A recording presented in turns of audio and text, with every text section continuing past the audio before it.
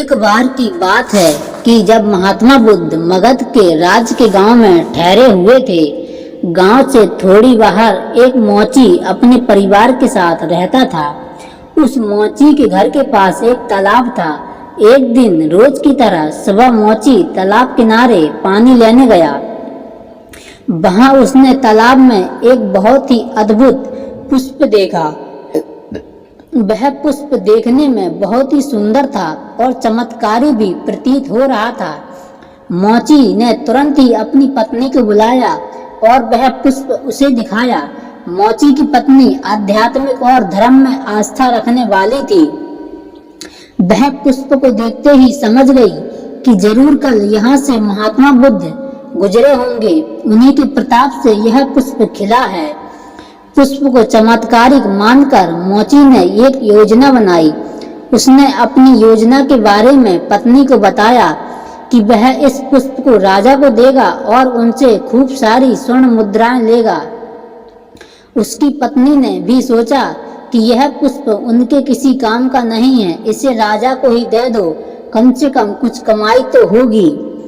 पत्नी की सहमति के बाद मोची राजमहल की ओर निकल गया। राजमहल के रास्ते में उसे एक व्यापारी मिलता है। मोची के हाथ में पुष्प देखकर वह रुक जाता है। वह मोची से पूछता है कि भाई, ये पुष्प लेकर कहाँ जा रहे हो?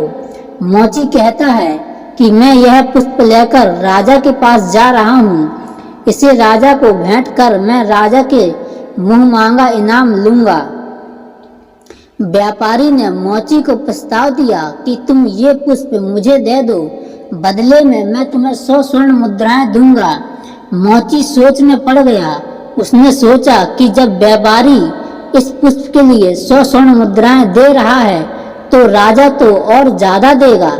यही सोचते हुए व्यापारी को पुष्प देने से मना कर दिया। थोड़ा आगे ही चला था कि उसे रास्ते में राजा आते हुए नजर आए, जो महात्मा बुद्ध के दर्शन के लिए जा रहे थे। राजा भी मोची के हाथ में वह दिव्य पुष्प देखकर अचंभित हो गए।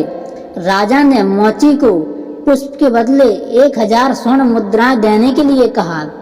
यह सुनते ही मोची के मन में एक अजीब सी चेतना आई और वह राजा को पुष्प न देकर दौड़ता हुआ सीधे महात्मा बुद्ध के पास जा पहुंचा। महात्मा बुद्ध भी मोची को देखकर हैरत में पड़ गए। उन्होंने मोची से पूछा कि क्या बात है।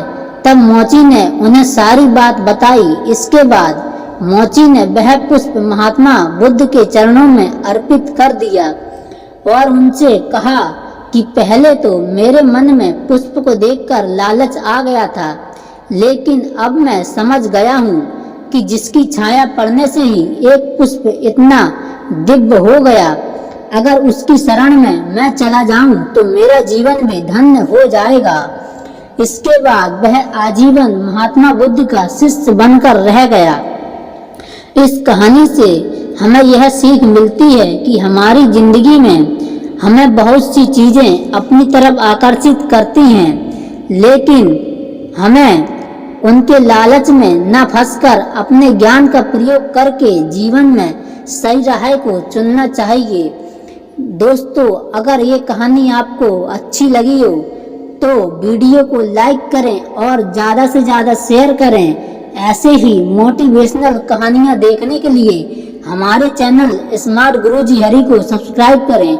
अगली बार फिर मिलेंगे एक नए वीडियो के साथ। तब तक के लिए धन्यवाद।